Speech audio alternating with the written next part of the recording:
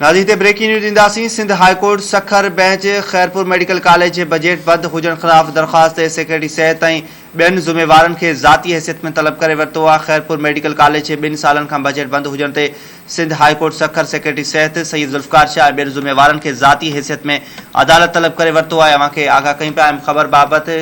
Sindh high court Sukkur bench Khairpur medical college जे budget बंद हुजण ख़िलाफ़ दरख़्वास्त सेक्रेटरी सिहत ऐं ॿियनि ज़िम्मेवारनि खे ज़ाती हैसियत में तलब करे वरितो आहे।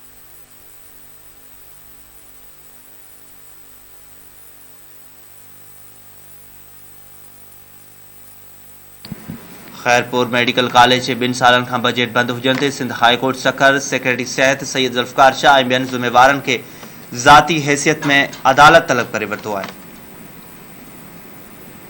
ब्रेकिंग न्यूज़ अवां सां ॾियूं पिया नाज़रीन। Sindh high court Sukkur bench Khairpur medical college जे बजट बंद हुजण ख़िलाफ़ दरख़्वास्त सेक्रेटरी सिहत ऐं ॿियनि ज़िम्मेवारनि खे ज़ाती हैसियत में तलब करे वरितो आहे।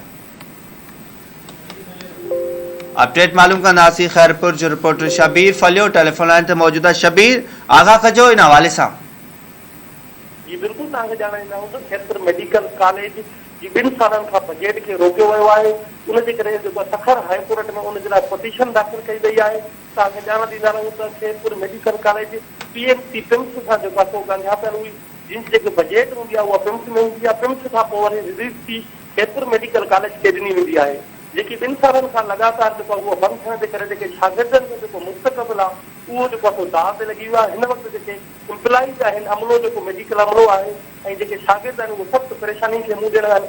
शिकायतुनि करण बावजूदि बि उनखे बजट न पई ॾिनी वञे।